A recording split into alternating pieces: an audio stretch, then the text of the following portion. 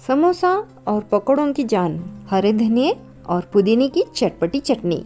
समोसा हो या पकौड़ा या फिर दही भल्ले, बिना चटनी के ये सब अधूरे हैं। तो आज हम हरे धनिए और पुदीने की चटपटी चटनी बनाकर पूरे 1 महीने के लिए स्टोर करेंगे। और जब भी समोसा, पकौड़े या फिर दही भल्ले खाने हो तो फटाफट से इसे निकालेंगे और मज़े मज़े के साथ खाएंगे।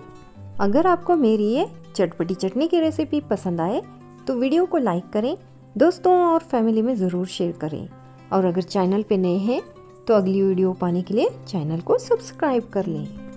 1 कटोरी भर के मैंने यहाँ पे फ्रेश हरा धनिया लिया है और इसी के साथ आधा कटोरी फ्रेश पुदीना लिया है, यानी कि जितना धनिया होगा उसका आधा पुदीना लेंगे। और यहाँ पे 1 इंच के अदरक को इस तरह मैंने टुकड़ों में कट कर लिया है और 8 से 10 लहसुन की कलियाँ लेंगे। 4 हरी मिर्च लेंगे। अगर आप तीखा ज़्यादा खाना पसंद करते हैं तो ज़्यादा भी ले सकते हैं। और 1 हमें नींबू का जूस चाहिए होगा। सबसे पहले एक ग्राइंडिंग जार लेंगे, इसमें 1 कप भर के फ्रेश हरा धनिया डाल देंगे और इसी के साथ आधा कप इसमें फ्रेश पुदीना डाल देंगे, यानी कि जितना धनिया लेंगे उसका आधा पुदीना लेंगे। हरा धनिया और पुदीने को अच्छे से धोने के बाद इसके पानी को मैंने ड्राई कर लिया है और इसी के साथ इसमें मैंने 1 इंच के अदरक के पीस को इस तरह टुकड़ों में कट करके डाल दिया है। फिर 8 से 10 लहसुन की कलियां डाल देंगे। 4 हरी मिर्च डाल देंगे। अगर आप तीखा ज़्यादा खाना पसंद करते हैं तो ज़्यादा भी डाल सकते हैं। और खटाई के लिए 1 नींबू का जूस डाल देंगे।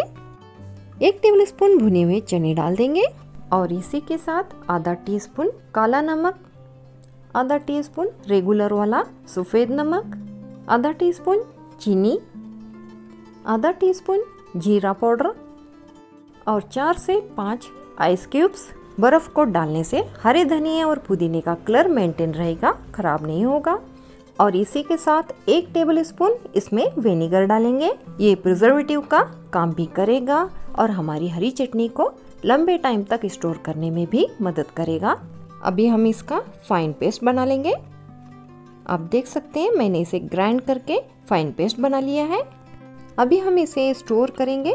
इसके लिए एक साफ और सूखी जार लेंगे और इसमें इस हरी चटनी को डाल देंगे। और अब हम इसे ढककर फ्रिज में पूरे 1 महीने के लिए स्टोर कर सकते हैं। ये 1 महीने तक बिल्कुल भी खराब नहीं होगी। आप इसे आइस ट्रे में भी डालकर स्टोर कर सकते हैं और जब भी आपको ज़रूरत होगी आप इसके क्यूब्स को निकाल कर इस्तेमाल कर सकते हैं। अगर आपको यह हरी चटनी की रेसिपी अच्छी लगी हो तो वीडियो को लाइक करें, दोस्तों और फैमिली में ज़रूर शेयर करें। और अगर चैनल पे नए हैं तो अगली वीडियो पाने के लिए चैनल को सब्सक्राइब कर लें। तो मिलते हैं ऐसी किसी रेसिपी के साथ अगली वीडियो में। तब तक के लिए टेक केयर।